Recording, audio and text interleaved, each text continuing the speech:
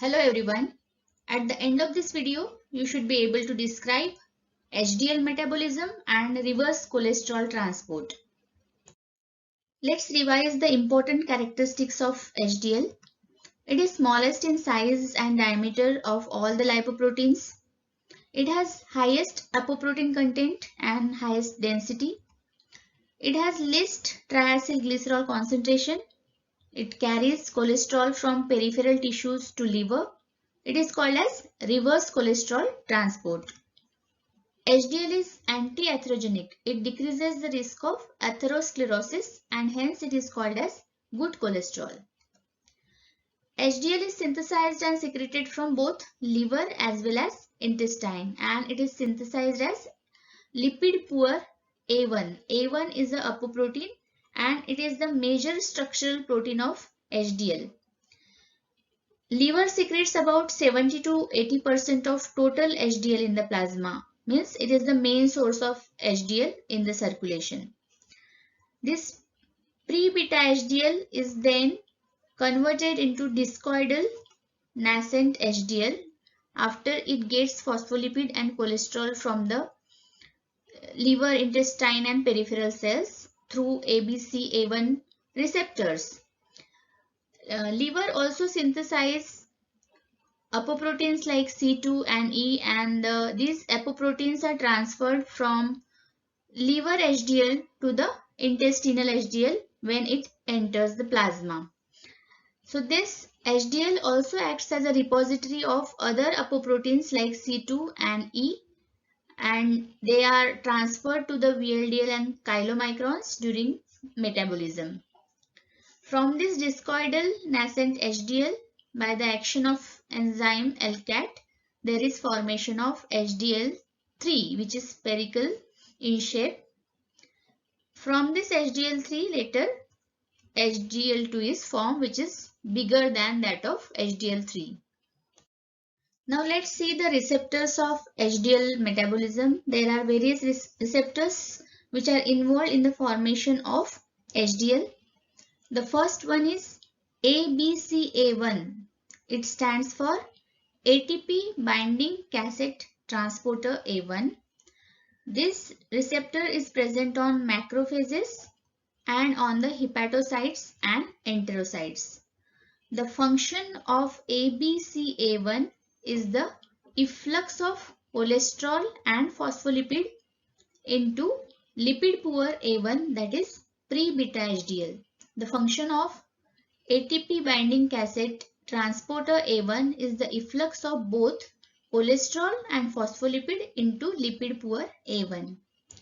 The second receptor is ABCG1, that is ATP binding cassette transporter G1. It is present on the multiple cells. It is responsible for efflux of cholesterol into mature HDL, mostly HDL3. The next is SRB1. These SRB1 receptors are expressed on macrophages as well as various other organs like adrenal glands, liver, ovary, testes. What is the function of this SRB1? It is responsible for efflux of cholesterol from macrophages into the mature HDL. SRB1, which is present on the macrophages, is responsible for efflux of cholesterol from lipid-laden macrophages into the mature HDL. And what is the function of SRB1 receptor, which is present on liver and other steroidogenic tissues? The function is influx of cholesterol esters from this mature HDL into these organs like liver, adrenal gland, ovary and testes. Please note that macrophages contains receptors SRB1, which is responsible for efflux of cholesterol into HDL, and the SRB1, which is present on the liver and other tissues, is responsible for influx of cholesterol esters into these tissues. Lecithin cholesterol acyltransferase, that is LCAT. This is the important enzyme in HDL metabolism. The alkat is responsible for formation of spherical HDL3 from discoidal nascent HDL. This alkat is an extracellular enzyme which is synthesized by liver. It binds to the discoidal nascent HDL. It gets activated by ApoA1. What is the function of this alkat? It transfers fatty acid which is present at C2 position of lecithin to the cholesterol. And due to the transfer of this fatty acid to the cholesterol, there is formation of cholesterol ester and lysolecithin. This cholesterol ester moves to the core of HDL. Lysolecithin is bound to the albumin and transferred to the liver.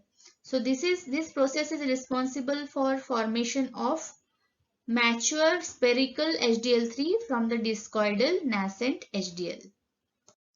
Cholesterol ester transfer protein, that is CETP, it is synthesized by the liver and it transfers cholesterol esters from HDL3 and 2, that is mature HDL, to the VLDL, IDL and LDL, and the triacylglycerol from the VLDL, IDL and LDL is transferred to HDL in exchange of this cholesterol esters. It provides the alternate pathway of transport of cholesterol esters to the liver through these important lipoproteins VLDL and LDL.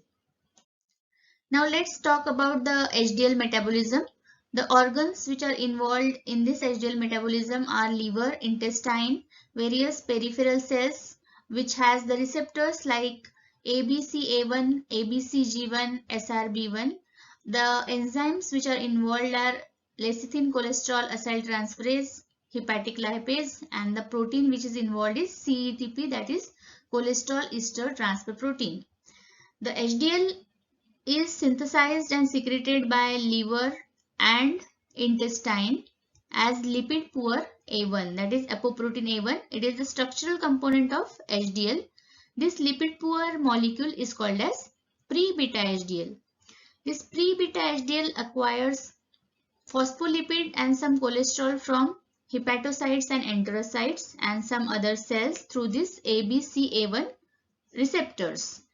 And after acquiring phospholipids, it becomes discoidal in shape.